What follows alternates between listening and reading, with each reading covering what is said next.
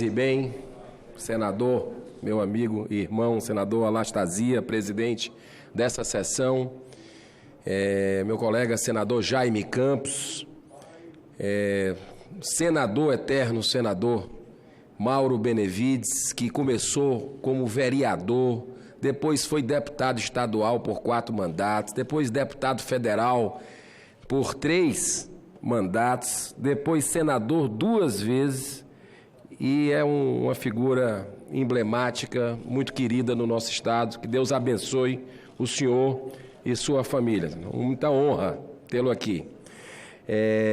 Assessores que estão aqui conosco, povo brasileiro que está nos assistindo agora pela TV Senado, que está nos ouvindo pela Rádio Senado. Eu subo essa tribuna em gratidão a Deus, presidente, senador Anastasia. O senhor conhece o meu perfil de moderação, mas as causas, elas precisam ser defendidas com muita ênfase. A gente não pode retroceder em certas conquistas, a partir de um governo federal que chegou ao poder com um discurso muito claro, e que foi aí que, de alguma certa forma, eu me senti atraído de uma quebra de paradigma no sistema num sistema político carcomido, apodrecido que se tinha, causas importantes que na minha vida são muito importantes, como a vida desde a concepção, contra a liberação de drogas, e a questão também da jogatina. É sobre esse aspecto que eu queria fazer hoje. Eu elogio quando tem que elogiar o governo, embora tenha discordâncias em algumas outras causas, mas é inadmissível que 2 funcionários deste governo, do 2º escalão, nos últimos dias, e eu cito aqui as fontes, o senhor Bob Santos, secretário de Integração Interinstitucional do Ministério do Turismo, que através do site mercadoeventos.com.br disse nessa entrevista, abre aspas, no meu estado, no estado do Ceará: agora iremos lançar uma MP com a Hora do Turismo, o que envolverá áreas especiais de interesse turístico, trabalhando também a questão dos resorts integrados e cassinos, o que irá atrair uma receita fenomenal da ordem de 16 bilhões. Teremos até 35 cassinos no Brasil, fecha aspas, essa declaração, que para mim, para um governo que se declara claramente contra os jogos de azar, jogatina, é uma grande incoerência que foi sucedida poucos dias depois por uma declaração do presidente da Embratur, Gilson Machado, que, através do jornal Correio Brasiliense, também se posicionou a favor dos jogos de azar no Brasil. Ou seja, totalmente contrário ao discurso que sempre pregou o presidente da República, Jair Bolsonaro. Me causa estranheza que 2 personalidades do governo federal, ainda que não no primeiro escalão, venham a público fazer propaganda de uma prática que a legislação brasileira tipifica penalmente como contravenção. Em vista disso, nada mais justo que o Ministério do Turismo reconhecesse de público o grave equívoco desses membros de sua pasta e assinasse a exoneração de ambos dos cargos que ocupam, medida que se mostra urgente, pois, sem a menor sombra de dúvidas, prestaram um enorme desserviço para a nação. Ao mesmo tempo, tais desafortunadas manifestações nos servem de alerta para o enorme perigo que se avizinha, a real possibilidade do reconhecimento da legalidade dessa atividade tão nociva e que sempre vem acompanhada de graves crimes, e que vai, com certeza, porque nós vamos trabalhar no limite das nossas forças, com a graça de Deus, para que não se impacte negativamente na nossa sociedade a volta da jogatina. Portanto, se não bastassem os projetos de lei que hoje tramitam nas casas, o PLS 186 de 2014 e, em paralelo, o PL 442 de 91, vem agora o governo federal apontar com essas duas declarações, que eu espero que sejam firmemente contraditadas pelo presidente. Aliás, a Frente Evangélica já se posicionou de uma forma muito clara semana passada contra a liberação dos jogos de azar no Brasil. Parece que a vulnerável realidade social do país ainda não bateu a porta desses poderes da República, a ponto de acordar seus integrantes. A desastrada perspectiva de legalizar a jogatina em todo o território nacional é um exemplo claro de que os atores políticos ainda precisam se voltar em caráter emergencial para as graves e múltiplas questões sociais que afligem a nossa população. Ao analisarmos tal situação, passamos a nos perguntar o real motivo desse tema voltar à tona neste momento tão conturbado do país. A resposta é simples e ela vem acompanhada de muitos cifrões. Na verdade, o Executivo Federal, desde muito, vem buscando formas de cobrir o rombo das nossas combalidas finanças públicas. Diante da resistência do cidadão brasileiro ao aumento de impostos, a legalização da jogatina passou a ser vislumbrada como uma possibilidade de trazer divisas para ajudar a completar o ajuste fiscal. O fato é que essa sanha arrecadatória não pode ser justificativa para que, sem uma maior discussão com a sociedade, se venha a aprovar os jogos de azar no Brasil. A história não mente. A máfia do jogo está por trás dos maiores escândalos políticos das últimas décadas. É patente também que os jogos de azar nunca vêm sozinhos, sempre trazem consigo o crime organizado. A prática dessa mazela social está historicamente atrelada à corrupção de agentes públicos e outros crimes, como a lavagem de dinheiro, a sonegação de impostos, a evasão de receita, o tráfico de armas e de drogas, o turismo desqualificado. A jogatina traz à cena do vício, claro, as camadas mais vulneráveis da população, como os jovens, os idosos e as mulheres. A jogatina anda de mãos dadas com a prostituição, com o abuso de bebidas alcoólicas e das drogas. Os impostos arrecadados não serão suficientes para cobrir a depredação de nossos patrimônios públicos, os malefícios e danos ao erário causados pelo aumento da prostituição, exploração sexual de menores e o aumento de tráfico de drogas.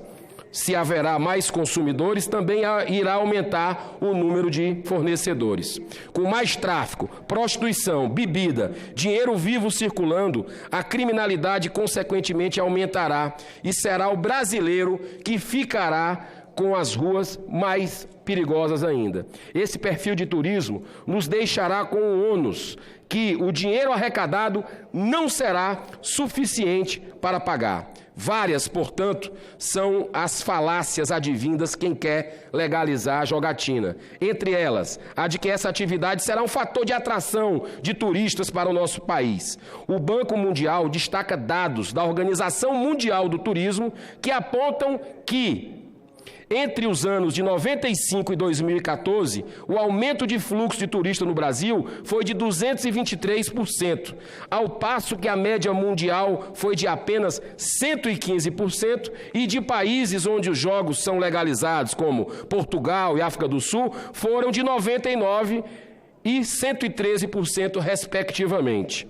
Fica fácil de ver que a nossa linda nação, cheia de belezas naturais e de um povo hospitaleiro, não necessita de jogos de azar para atrair turistas, mas sim de política pública que melhorem nossa infraestrutura de estradas, portos, aeroportos e hotéis, entre os outros.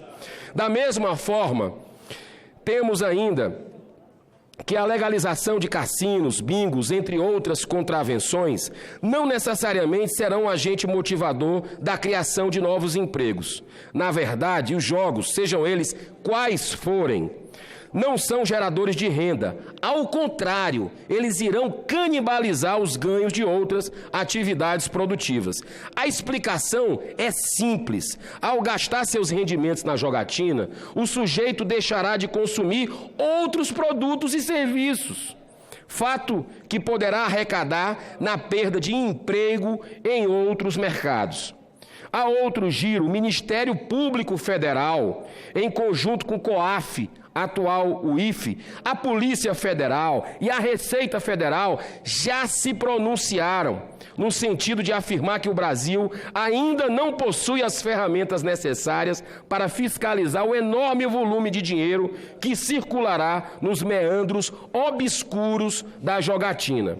O fato é que é muito difícil se regular os jogos de azar. O Brasil não tem estrutura de mão de obra e tecnológica apropriadas para controlar a jogatina, atividade que historicamente é ligada à corrupção. A legalização será uma das boas opções para quem quer lavar dinheiro e sonegar impostos. Nas palavras de Antônio Gustavo Rodrigues, que presidiu o COAF até 2018, abre aspas, a legalização dos jogos é uma atividade de alto risco que exige uma estrutura forte de fiscalização, o que o país não tem. Os que são a favor do jogo vendem a imagem da salvação da economia, com a alegação de que legalizar vai criar empregos e levar aos cofres públicos bilhões de reais em impostos a mais por ano. Mas essa afirmativa é completamente irreal, pois as propostas não trazem à tona a metodologia dessa arrecadação e informações sobre os pesados gastos que o Estado terá que assumir para tirar a jogatina da ilegalidade. Na verdade, os interesses escusos que permeiam as práticas da jogatina estão se aproveitando da realidade de um país assolado pela corrupção e com enormes rombos fiscais resultantes de políticas públicas ineficientes para, de maneira assodada e sem uma maior discussão com a sociedade, legalizar a prática no país. Além disso, não há dúvidas de que os custos sociais da legalização são imensuráveis. Para encerrar, senhor presidente, segundo Ian Greenhouse, pesquisador e professor da Universidade de Baylor, no Texas, abre aspas, olha o que é que ele diz, um grande estudioso, pesquisador do assunto. A cada $1 arrecadado com jogos, 3 são gastos com impactos sociais. Fecha aspas. Teremos um aumento significativo de ludopatas, fato que acarretará gastos consideráveis com o tratamento desses jogadores patológicos, bem como terríveis impactos na sua família, empregadores, além dos efeitos econômicos negativos aos contribuintes e instituições governamentais e não governamentais.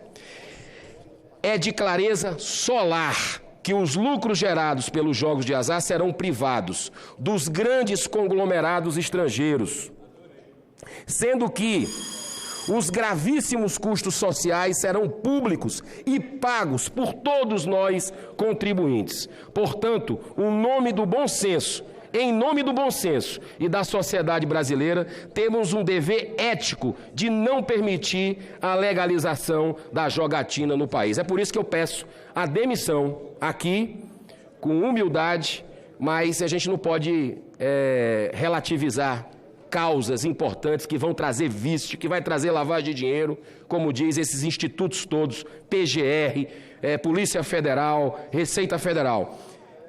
A demissão do presidente da Embratur, Gilson Machado, assim como o senhor Bob Santos, secretário da Integração do Ministério do Turismo, pela incoerência com o que sempre pregou o presidente Jair Bolsonaro. Muito obrigado, senhor presidente.